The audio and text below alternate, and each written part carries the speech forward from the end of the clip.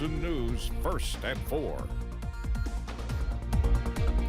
Good afternoon, I'm Steve Hensley. First at 4, federal, state, and local government leaders and nonprofits gather in Pineville, aiming to work together to build a stronger East Kentucky. The forum was focused on connecting Eastern Kentucky with resources to help the region achieve economic success. That formula includes developing infrastructure and improving communities. One of the event organizers, Sandy Curd, says it was great having so many leaders come together. To hear folks tell about their successes already. Okay, so these are successes we've already had. What we need to do now is inspire those people that just have the great idea and those that have the great idea to then be able to see, oh, this is what it takes to make it really happen. A number of panels took place during the forum recognizing the successes across Eastern Kentucky. Folks also heard from Appalachian Regional Commission Federal Co-Chair Gail Manchin, who made a big announcement today. WYMT's Olivia Calfee will have more on that tonight at 6.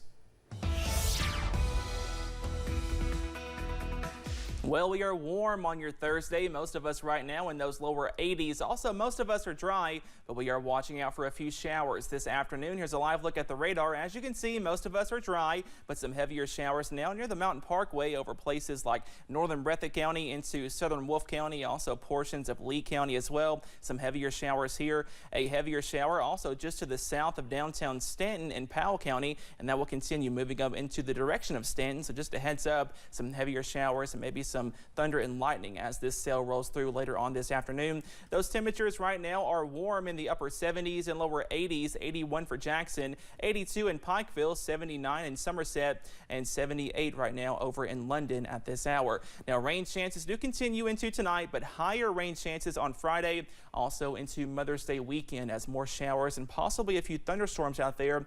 No severe weather, but some of the rain could be heavy. We'll talk about it in more detail coming up in just a few minutes. Steve? All right, Cameron, thank you. The clock is ticking on Title 42, the pandemic-era public health measure that allowed the U.S. to quickly expel migrants due to COVID-19 expires tonight. That is sparking a sharp increase in migrants crossing at the southern border. CBS's Jared Hill has the latest from El Paso, Texas. Migrants lined up at the border in Yuma, Arizona this morning, trying to enter the U.S. with pandemic-era health restrictions set to end at midnight.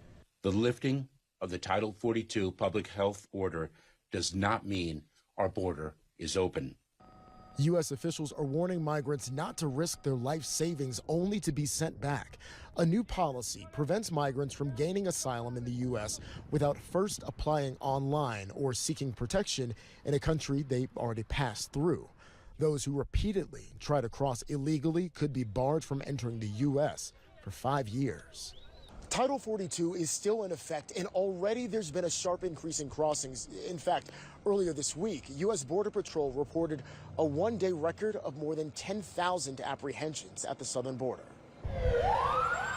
In Yuma, Arizona, first responders are prepared. They say injuries are common when migrants try and scale the fence. We just expect to do our job and treat the patients with dignity and respect as we normally do.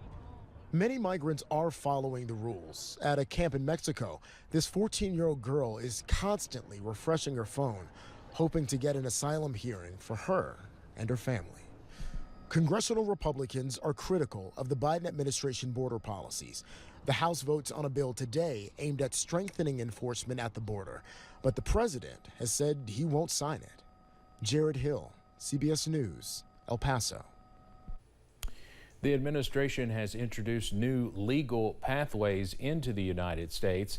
Up to 30,000 people a month from Haiti, Cuba, Nicaragua, and Venezuela can enter if they apply online with a financial sponsor and enter through an airport. The Environmental Protection Agency is proposing a new set of climate rules. It would compel nearly all U.S. power plants that generate electricity to slash fossil fuel emissions. The rules contain guidelines that existing and new power plants that run on coal and natural gas would need to be outfitted with carbon capture technology. They also have the option to add clean hydrogen fuel to reduce their emissions. The changes are expected to raise energy costs for consumers, but the Biden administration says it would only be a marginal increase. In Texas, they are still dealing with flooding rains. Houston was hit hard this week, and the town of Nacogdoches was also affected. Several roads in that community were closed by emergency management officials earlier today. This is pretty epic flood, though, for Nacogdoches. I haven't seen one of these in 15 or 20 years where it crosses Star and it's really rolling through here. The parking lot of Stephen F. Austin University was underwater after heavy rain last night.